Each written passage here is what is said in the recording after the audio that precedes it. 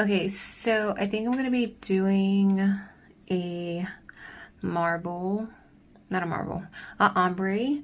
I'm going to be using some iGel Beauty products. So yeah, this is my first time using this hand, so I'm super excited. So let's get right into it.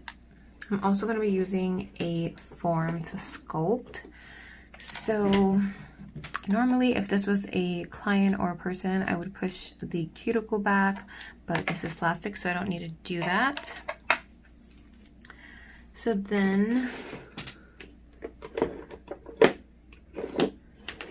I would use nail clippers, but since this is so thick, I'm going to use my tip cutter and just trim the tip. We'll leave it that length for now. And then I would take the file and shape the nail.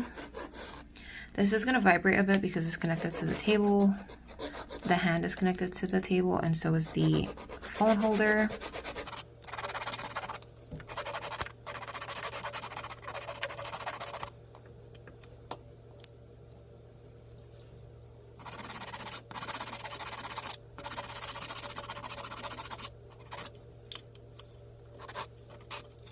And then next I would buff the surface of the nail so that, you know, when I apply the nail tip or whatever it is that I'm doing, it will stick.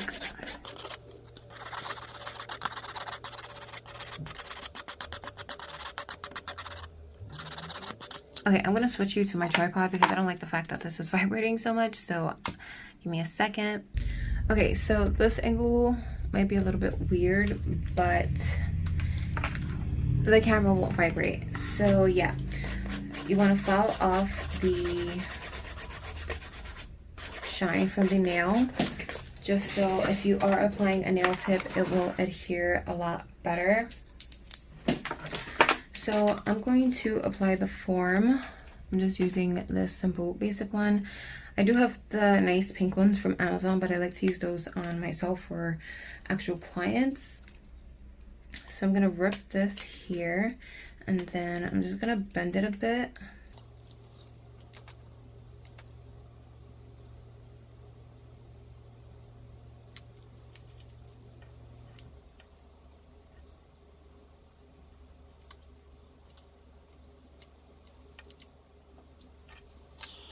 So I think that looks perfectly fine. So next I am going to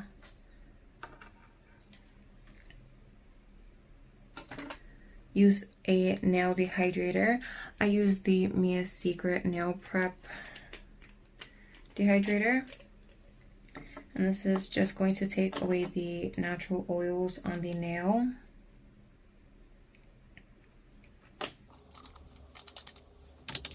And then I'm gonna use the Beauty Secrets acid-free primer. You can get this at Sally's Beauty.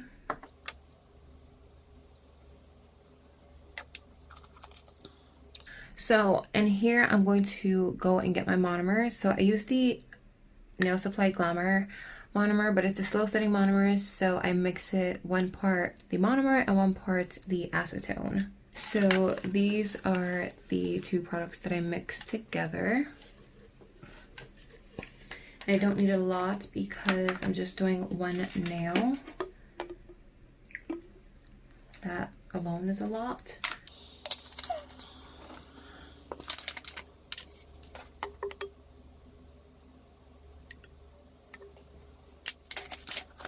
So for the brush, I'm using my Alpha brush. I believe it is a size 8 or 10. So I'm prepping the brush. And then,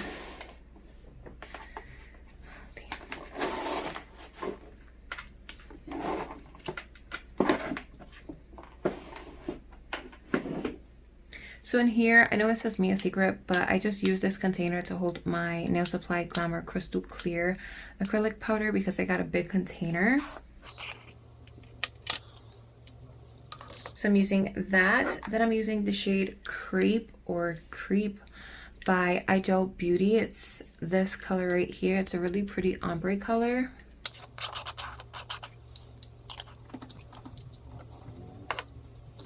And then I'm going to use this shade called Princess Jasmine. It's like a teal mint color. Also by Igel Beauty.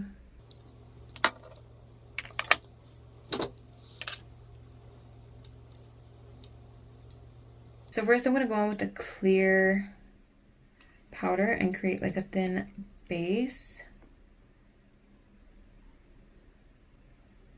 But I'm going to start down here and form the nail first.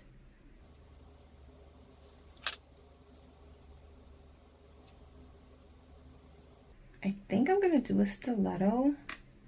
I haven't done stiletto in a while. So I'm going to let the music play while I do this, and yeah, I will try to jump in on a voiceover for any of these steps.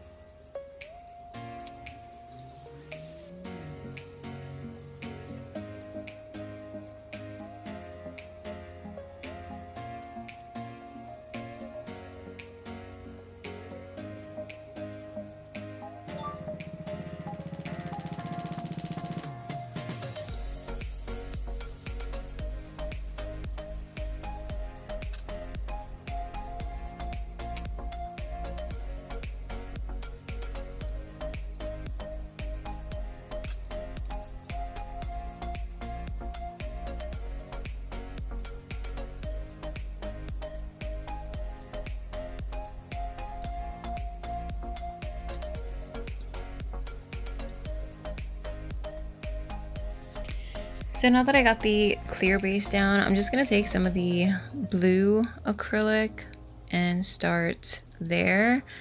I like to start with the colored acrylic rather than the cover when I'm doing ombres. Just, I feel like it gives it a better blend. But again, however you do it, it's your, preference. I personally just like starting with the actual color. So I will build that up and then I will blend it upwards just so there's a nice blend.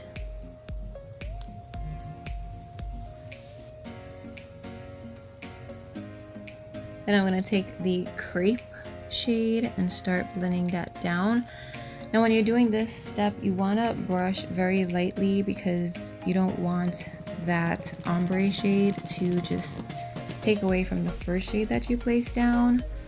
So just very light strokes. You don't want to brush all the way to the tip of the nail either. You want to stop, very close to where the ombre begins.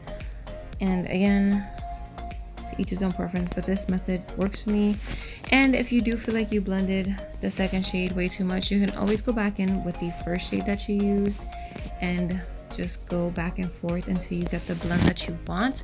That's normally what I do because I'm not the best at ombreing with acrylic, as you can see, but I will just keep blending the two colors until I find what works for me or works for my customer. So practice makes perfect. And then once I'm done with that, I will cap it with clear just so that when I'm using my e-file, I don't file away any of that hard blending work that I just did.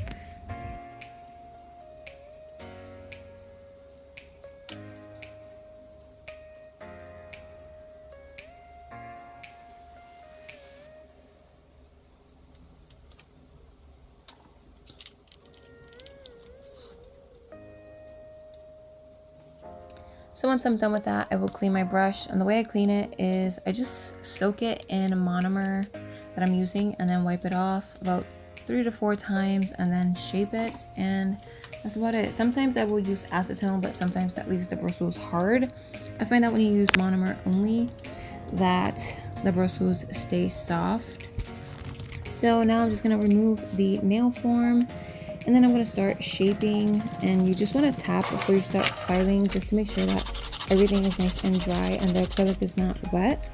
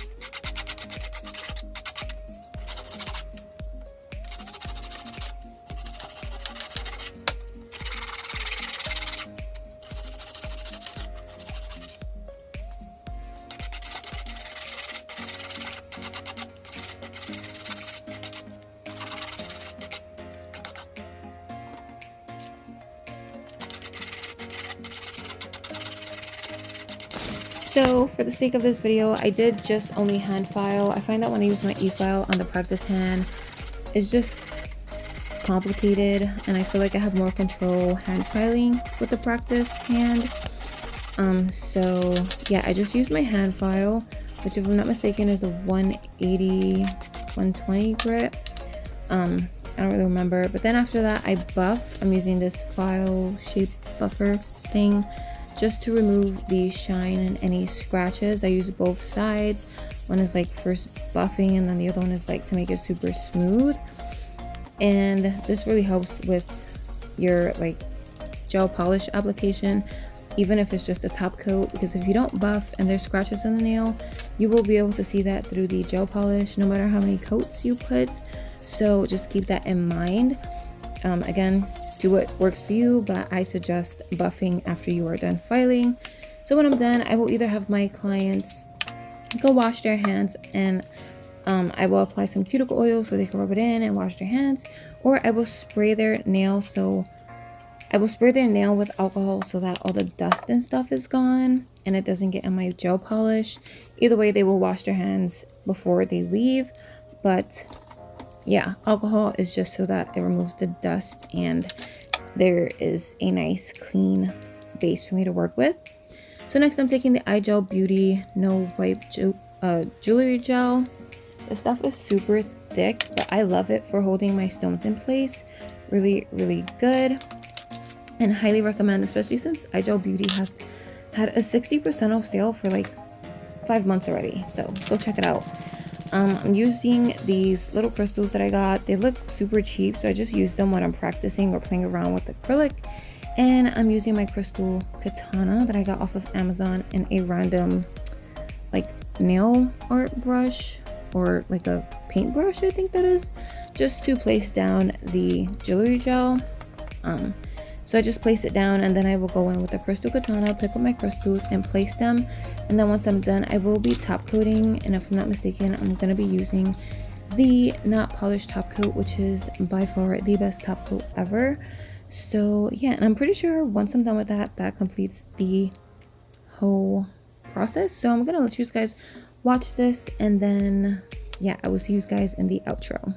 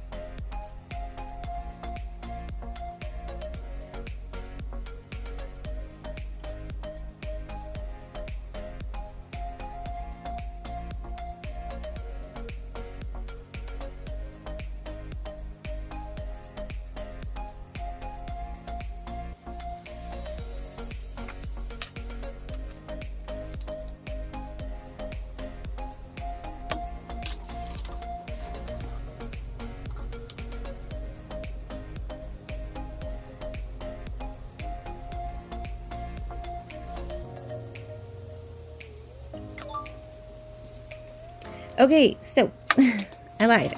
There is no outro. I forgot to film an outro, but I will do the outro now. If you guys enjoyed watching this, this is the final product also. Super shiny, as you can see. But if you enjoyed, drop a thumbs up, hit that like button, comment down below what you guys think about my ombre attempt, and please don't forget to hit that subscribe button. I hope you guys are staying safe and staying blessed and having a good night or day wherever you are. And I'll see you guys in my next video. Bye.